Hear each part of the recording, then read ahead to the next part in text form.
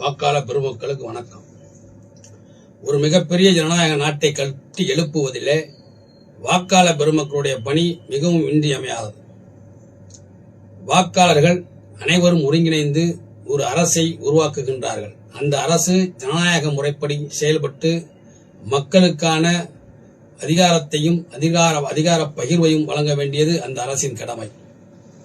இப்பொழுது எஸ்ஐஆர் என்னும் இந்த பணி வாக்காளர்கள் தன்னை யார் தேர்வு செய்து அரசை உருவாக்குகின்றார்களோ அந்த வாக்காளர்களையே முறைப்படுத்தக்கூடிய ஒரு மிகப்பெரிய பணியை செய்து கொண்டிருக்கின்றது.